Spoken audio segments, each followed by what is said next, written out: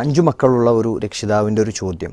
ചെറിയ മകൻ 3.5 വയസ്സുള്ള ചെറിയ കുട്ടി ഭയങ്കര വാശിയും ദേഷ്യവുമാണ്. അവന് ഇഷ്ടമില്ലാത്തത് ചെയ്താൽ അവൻ എല്ലാവരെയും ഉപദ്രവിക്കും. കയ്യിൽ എന്താണോ കിട്ടിയത് അത് എറിഞ്ഞു പൊട്ടിക്കും. അടുത്താണോ ഉള്ളത് അവരെ ഉപദ്രവിക്കും. ഇങ്ങനെയുള്ളൊരു സ്വഭാവമാണ്. അവൻ്റെ ഈ സ്വഭാവത്തെ മാറ്റിയെടുക്കാൻ ഞാൻ എന്താണ് ചെയ്യേണ്ടത്? ഇത്തരം സാഹചര്യങ്ങളോട് അവനോട് എങ്ങനെയാണ് പ്രതികരിക്കേണ്ടത് എന്നാണ് ചോദ്യം. ഈ കിട്ടുന്ന സാധനങ്ങളൊക്കെ തുറന്നു നോക്കുക, കൊതുകിൻ്റെ ബാറ്റ്, കൊതുകിനടിക്കുന്ന ബാറ്റ് അത് തുറന്നു നോക്കുക, ബാറ്ററി തുറന്നു നോക്കുക, അങ്ങനെ എല്ലാം റിപ്പയർ ചെയ്യുന്ന സ്വഭാവമുള്ള വേറൊരു കുട്ടിയെ പറ്റി, എല്ലാം നശിപ്പിക്കുക, ചാർജർ നശിപ്പിക്കുക, അങ്ങനെ പ്രശ്നമുള്ള വേറെ കുട്ടിയെ പറ്റിയും ചോദ്യമുണ്ട്. ADHDൻ്റെ ലക്ഷണങ്ങൾ പറയുമ്പോൾ, ഹൈപ്പർ ആക്ടിവിറ്റി അതിൻ്റെ ലക്ഷണങ്ങൾ പറയുമ്പോൾ സ്വാഭാവികമായിട്ട് ഇത് അതിൽ പ്രത്യേകം പറയുന്നുണ്ട്. ഈ വസ്തുക്കൾ, ഇലക്ട്രിക് ഉപയോഗ വസ്തുക്കൾ, പ്ലഗിൽ പോയിട്ട് കൈയിടുക, അങ്ങനെയൊക്കെ ഉണ്ടല്ലോ. പക്ഷെ ഇതൊന്നും അങ്ങനെ നമുക്ക് പറഞ്ഞുകൂടാ. ഇത് എല്ലാ കുട്ടികളിലും കാണുന്ന സ്വഭാവങ്ങളാണ്. അപ്പോൾ ഇവിടെ നമ്മൾക്ക് ചെയ്യാൻ പറ്റിയൊരു കാര്യം എന്ന് പറഞ്ഞാൽ, നമ്മൾ ഈ കുട്ടികളെ സംബന്ധിച്ചിടത്തോളം കുട്ടികളെന്ന് പറയുമ്പോൾ തന്നെ എന്താ വെച്ചാൽ അവർക്ക് ചില കഴിവ് കുറവുകളുണ്ട് എന്ന് പറഞ്ഞാൽ നമ്മൾ അവരെ സപ്പോർട്ട് ചെയ്തെങ്കിൽ മാത്രമേ അവർക്ക് എല്ലാ കാര്യം. ഇപ്പോൾ ഒരു ജനിച്ചു വീഴുന്നൊരു കുട്ടി, ആ കുട്ടിക്ക് എന്താ ചെയ്യാൻ പറ്റുക? നമ്മൾ ഭക്ഷണം കൊടുക്കുന്ന കുട്ടി മരിച്ചു പോകില്ലേ?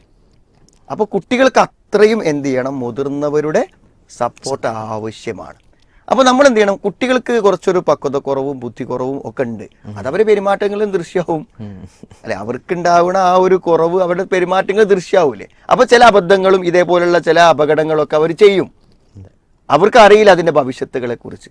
അപ്പം അതിനെ നമ്മൾ അങ്ങനെ കാണണം. ഇങ്ങനത്തെ കുട്ടികൾ എങ്ങനെ നമുക്കൊന്ന് മെരുക്കിയെടുക്കാം, ഒതുക്കിയെടുക്കാം എന്ന് ചോദിക്കുന്ന ആളുകളോട് നമുക്ക് പറയാനുള്ളൊരു കാര്യം എന്താണെന്ന് വെച്ചാൽ, അവർ പ്രധാനമായും ശ്രദ്ധിക്കേണ്ട ഒരു കാര്യം, ഈ കുട്ടികൾക്ക് എന്താ ജോലി? ഉമ്മാക്ക് അടുക്കള പണിയുണ്ട്, പാപ്പ രാവിലെ ജോലിക്ക് പോകും. ഈ മക്കൾക്ക് എന്താണ് ജോലി? അവർക്ക് സ്കൂൾ പോയി തിരിച്ചു വരിക. നിങ്ങൾ സ്കൂൾ പോകാൻ പ്രായമാവാത്തൊരു കുട്ടി, ആ കുട്ടിക്ക് വേണ്ടി സമയം പോവുക, അവൻ എന്താ ചെയ്യുക? ഒരു കാര്യം നമുക്ക് ഉറപ്പാണ്, ക്രിയാത്മകമായും കാര്യക്ഷമമായും അവനൊന്നും ചെയ്യാനില്ല. വീട്ടിൽ എന്തെങ്കിലും ചെയ്യാനൊന്നും ചെയ്യാനില്ല. അവൻ അവിടെ ചെടിക്ക് നനയ്ക്കുക, അല്ലെങ്കിൽ വേറെ എന്തെങ്കിലും കാര്യം ചെയ്യുക, അങ്ങനെ ഒന്നും ചെയ്യാനില്ല. അപ്പോൾ അവൻ എന്തെങ്കിലും ചെയ്യണ്ടേ? അപ്പോൾ അതും അവന് ചെയ്യണം. അപ്പോൾ അവൻ എന്ത് ചെയ്യണം എന്ന് അവൻ തീരുമാനിക്കണോ രക്ഷിതാക്കൾ തീരുമാനിക്കണോ? ഇവിടെയാണ് അടിസ്ഥാന പ്രശ്നം. അവൻ തീരുമാനിക്കുമ്പോൾ എന്താ തീരുമാനിക്കുക? അവൻ്റെ മുന്നിൽ ലഭ്യമാകുന്ന സംഗതികൾ വെച്ചിട്ടാണ് അവൻ എന്ത് ചെയ്യുക. മനസ്സിലായി? അപ്പോൾ ഒരു ഉദാഹരണം പറയുകയാണെങ്കിൽ, ഒരു കുട്ടിക്ക് നമ്മൾ 4 ചക്രമുള്ള ഒരു വണ്ടി വാങ്ങിക്കൊടുത്തു വിചാരിച്ചു. അവൻ അത് ഉരുട്ടി നടക്കും, അല്ലെങ്കിൽ മേശ വലിക്കും, അല്ലെങ്കിൽ കസേര വലിച്ച് നടക്കും, മനസ്സിലായില്ലേ? അല്ലെങ്കിൽ മിക്സി എടുത്ത് നടക്കും. അപ്പോൾ അവനെന്താ നടക്കാൻ കാരണം? അവന് എന്താണ് എന്തെങ്കിലും ചെയ്യണം. അപ്പോൾ നമ്മുടെ കുട്ടികൾ എന്ത് ചെയ്യണം എന്നതിനെക്കുറിച്ച് നമുക്ക് കറക്റ്റ് ഒരു ബോധം വേണം. എങ്കിൽ മാത്രമേ നമുക്ക് അവരെ എൻഗേജ്ഡ് ആക്കാൻ പറ്റുള്ളൂ. ഇപ്പോൾ എങ്ങനെയെങ്കിലും അവരെ എൻഗേജ്ഡ് ആക്കിയാൽ അവരുടെ പ്രശ്നം പരിഹരിക്കുമെന്ന് രക്ഷിതാക്കൾക്ക് അറിയാം.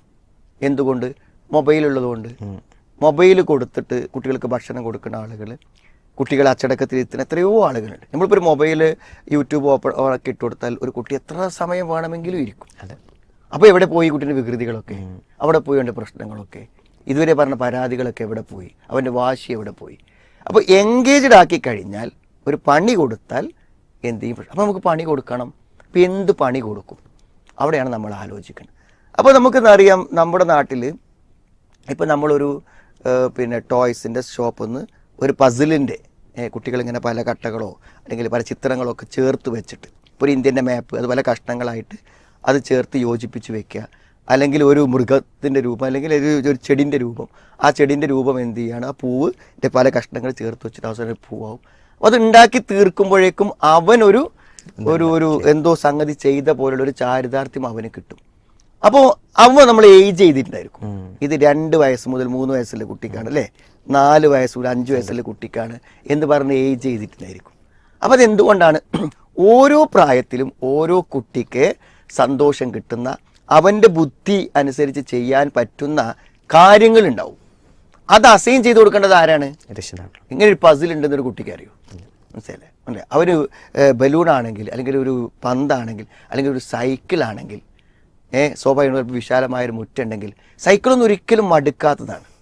അതൊക്കെ എപ്പോഴും വേണമെങ്കിലും അവർ ചെയ്തു കൊടുക്കും. അപ്പോൾ അങ്ങനെ എന്താണ് എൻ്റെ കുട്ടി ചെയ്യേണ്ടത് എന്ന് ഇപ്പോൾ ഈ നമ്മളോട് ചോദ്യങ്ങളൊക്കെ ചോദിക്കുന്ന എത്ര രക്ഷിതാക്കൾ വെറുതെ വീട്ടിലിരിക്കുന്ന നല്ല ക്രിയേറ്റിവിറ്റി ഉള്ള ഒരു കുട്ടിക്ക് എന്തെങ്കിലും കാര്യങ്ങൾ അസൈൻ ചെയ്ത് കൊടുത്തു? പണ്ടൊക്കെ ഒരു ബാലമാസിക വന്നാൽ ഒരു ദിവസമോ 2 ദിവസമോ അതുമോ പോയിരുന്നു. ഇന്നിപ്പോൾ അങ്ങനെ പോകുന്നുണ്ടോ? ഇപ്പോൾ നമ്മുടെ കുട്ടിക്കാലത്ത് ഒരു ബാലമാസിക കിട്ടിയാൽ ചിലപ്പോൾ ഒരാഴ്ച വരെയൊക്കെ അതിലെ കഥ പറഞ്ഞ് തീർക്കും. അപ്പോൾ നമ്മുടെ കുട്ടികളെ സംബന്ധിച്ചിടത്തോളം ഇന്ന് ഫോണല്ലാത്ത മറ്റൊരു പരിഹാര മാർഗവുമില്ല. ഞാൻ പറയണത് 2-3 കുട്ടികളൊക്കെ ഉണ്ടെങ്കിൽ എന്ത് ചെയ്യണം, നമ്മൾ സാധാരണ മാളുകളിലൊക്കെ ചെന്നാൽ കുട്ടികളെ എൻഗേജ് ചെയ്യിപ്പിക്കാൻ വേണ്ടി അവരെന്ത് ചെയ്യും, ഒരു റൂം അറേഞ്ച് ചെയ്യും. അവിടെ എന്ത് ചെയ്യും, കുട്ടികൾക്ക് കളിക്കാനുള്ള എല്ലാ സാധനവും ഉണ്ടാവും. അപ്പോൾ രക്ഷിതാക്കൾക്ക് സുഖമായിട്ട് പർച്ചേസ് നടത്താം, ഇവരവിടെ നിൽക്കും. അല്ലെങ്കിൽ ഈ കുട്ടികളെ കൂട്ടി പോയാൽ എന്ത് ചെയ്യും, മാളിലെ സാധനങ്ങൾ വലിച്ചിട്ടും ബുദ്ധിമുട്ടുണ്ടാക്കിയിട്ടും ഇരിക്കും. അപ്പോൾ നമ്മളെ വീടുകളിലും എന്തു വേണം, കുട്ടികൾക്ക് കളിക്കാൻ ആവശ്യമായ എല്ലാ വസ്തുക്കളും സംവിധാനിച്ചൊരു സൗകര്യം വേണം. അത് നമ്മൾ ഒരു കുട്ടിക്ക് സംവിധാനിച്ചാൽ മതി, പിന്നെ 2 കുട്ടി 3 കുട്ടിയൊക്കെ ആകുമ്പോൾ വരും. പിന്നെ കുറച്ചൊരു പ്രായം മുതിർന്ന് വന്ന് വരുമ്പോൾ ഒരു സീരിയസ് ആയ സംഗതിയിലേക്ക് പോവുക. വായിക്കാനുള്ളൊരു മനസ്സ്, എന്തെങ്കിലും കേൾക്കാനുള്ളത്, അല്ലെങ്കിൽ അവർക്ക് പഠിക്കാനുള്ള കാര്യങ്ങൾ യൂട്യൂബിൽ ലിങ്ക് കൊടുക്കാൻ പറ്റും.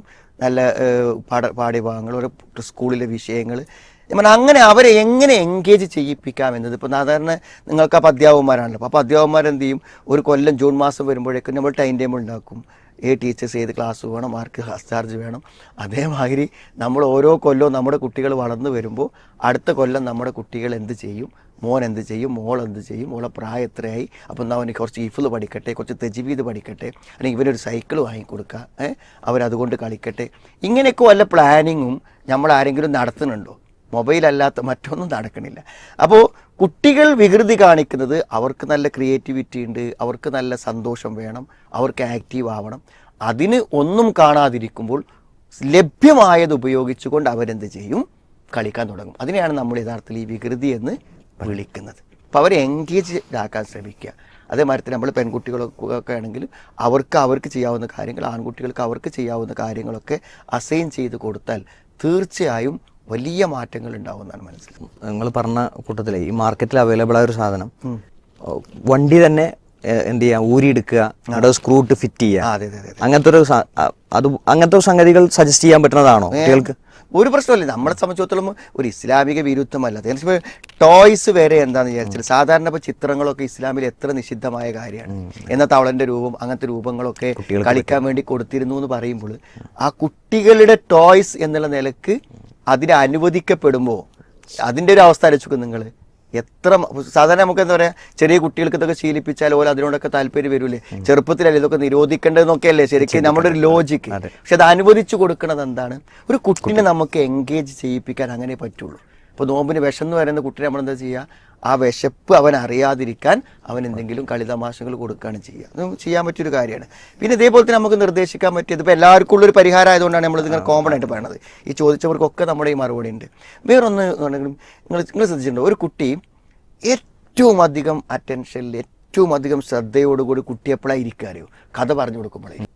അതുകൊണ്ടാണ് ഈ ബാലകഥകൾ, വലിയ വലിയ ചരിത്രം നോക്കുമ്പോൾ കുട്ടികൾക്ക് കഥ പറഞ്ഞു കൊടുക്കുന്ന കുറേ സംഭവങ്ങൾ കാണാൻ പറ്റും.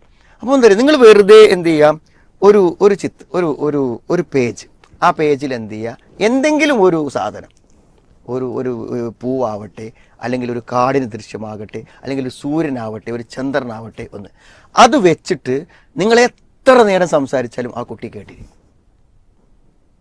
ഒരു പക്ഷേ ഞാൻ പറയണത്, ഈ സമയത്തുള്ള ഈ ഒരു ശ്രദ്ധയും ഈ ഒരു ശുദ്ധമായ മനസ്സും ഒരു പക്ഷേ ആ കുട്ടിക്ക് ജീവിതത്തിൽ ഒരിക്കലും പിന്നെ ഉണ്ടാവില്ല.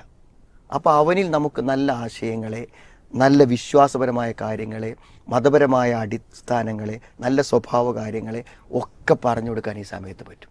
പക്ഷെ നമ്മൾ ഉമ്മാർ സമയം കാണണം, വാപ്പാർ സമയം കാണണം, എൻ്റെ എൻഗേജ് ചെയ്യിപ്പിക്കണം. നടക്കൊരു കഥ അറിഞ്ഞാൽ വരും, വന്നിരിക്കുമ്പോൾ നമുക്ക് പറയാനുള്ളതൊക്കെ അവരോട് പറയാം, അതൊക്കെ ശ്രദ്ധയോടെ കേൾക്കും. അങ്ങനെ വരുമ്പോൾ എന്ത് ചെയ്യും, നമുക്ക് എന്തൊക്കെ അവരെ ബോധ്യപ്പെടുത്തി കൊടുക്കാൻ പറ്റും, എന്തൊക്കെ ബോധ്യപ്പെടുത്തി കൊടുക്കാൻ പറ്റും. ഇപ്പോൾ ഉദാഹരണം പറയാണ്, ഒരു പൊട്ടിച്ചെതിരിക്കിടക്കുന്ന ഒരു പൂച്ചട്ടി, അതിൻ്റെ അടുത്ത് നിൽക്കുന്ന ഒരു കരഞ്ഞു നിൽക്കുന്ന ഒരു കുട്ടി. അപ്പോൾ ഇതെന്താ, ഇവർ വീട്ടിലേക്ക് വിരുന്ന് പോയതാണ്. അപ്പോൾ ആ വീട്ടിലെന്താണ്, വളരെ മനോഹരമായി ചുമരും, ഒരു വരയില്ല, ഒന്നുമില്ല, ഒക്കെ വൃത്തിയാക്കി വെച്ചിരിക്കുകയാണ്. പക്ഷെ എന്താണ്, അവിടേക്ക് ഇവരൊരു വിസിറ്റേഴ്സായി ചെന്നു. ഈ കുട്ടി എന്ത് ചെയ്തു, അതിനടുത്ത് പൊട്ടിച്ചു. ആ ഉമ്മൻ്റെ അവസ്ഥ എന്തേക്കാരം, അവരുടെ അപമാനം എത്രയാണ്. എന്താ ഇനി അവരോട് പറയുക? അതിന് വാങ്ങിക്കൊടുക്കാൻ പറ്റുമോ? ഇനി എന്താ ചെയ്യുക? മോൻ എങ്ങനെയൊക്കെ ഒരു കുട്ടി ചെയ്താൽ എന്താ ചെയ്യാന്ന് നമ്മളെ കുട്ടിനോട് ചോദിച്ചാൽ അതൊരു ഭീകരമായ രംഗമേ അവന് മനസ്സിലുണ്ടാവും. ഓനൊരു വീട്ടിൽ പോയാൽ വിലപിടിപ്പുള്ള വസ്തുമ തൊടുമോ? നമ്മളെന്താ ചെയ്യുക? അവനങ്ങനെ സംഭവിച്ചാൽ അവിടെ ഇട്ട് അവൻ അപമാനിക്കും, അവനെ ചീത്ത പറയും, അവൻ ജീവിതത്തിലെ ഏറ്റവും വലിയ ഒരു അക്രമിയായിട്ട് അന്ന് വിലയിരുത്തപ്പെടും. അത് കുടുംബത്തിൽ ചർച്ചയാകും. വീട്ടിൽ തിരിച്ചു വന്നാലും അവനെപ്പറ്റി പരാതിയാകും. ഞാൻ പറഞ്ഞു, ഇതൊക്കെ അഡ്വാൻസ് ചെയ്ത് ഉപദേശിച്ച് ബോധ്യപ്പെടുത്തി കൊടുക്കാൻ നമ്മൾ അവസരങ്ങൾ വിനിയോഗിക്കുമ്പോൾ നമ്മുടെ കുട്ടികൾ മര്യാദയുള്ളവരാകും. പീസ് റേഡിയോ ലൈവ് കൗൺസിലിംഗ് പരിപാടിയിൽ നിന്നുള്ള പ്രസക്ത ഭാഗമാണ് ഇപ്പോൾ കേട്ടത്. ജീവിതത്തിൽ പ്രയാസങ്ങളും സങ്കടങ്ങളും ഉണ്ടാകാത്ത ഒരാളുമുണ്ടാവാനിടയില്ല. എന്നാൽ സങ്കടങ്ങൾ പങ്കുവെക്കാനും പരിഹാരം നിർദ്ദേശിക്കാനും ആരെങ്കിലുമുണ്ടെങ്കിൽ എന്തൊരാശ്വാസമായിരിക്കും. നമ്മേക്കാൾ കൂടുതൽ കഷ്ടപ്പെടുന്നവർ ഉണ്ടെന്നറിയുമ്പോൾ നമ്മുടെ വിഷമങ്ങൾ പലതും നിസ്സാരമായും തോന്നാം. സങ്കടങ്ങൾ പങ്കുവെക്കപ്പെടുമ്പോഴേ പാതി വിഷമം പരിഹരിക്കപ്പെട്ടുവെന്ന ആശ്വാസം വന്നുചേരും. പക്ഷേ അതിന് പറ്റിയ ഒരത്താണി കിട്ടുന്നില്ല എന്നതായിരിക്കും നിങ്ങളുടെ പ്രശ്നം. വിഷമിക്കേണ്ട, പീസ് റേഡിയോ നിങ്ങൾക്കൊപ്പമുണ്ട്. ഗൂഗിൾ പ്ലേ സ്റ്റോറിൽ നിന്നും പീസ് റേഡിയോ ആപ്പ് ഡൗൺലോഡ് ചെയ്യൂ. ഫീഡ്ബാക്ക് ഓപ്ഷൻ വഴി കമന്റ് ചെയ്യൂ.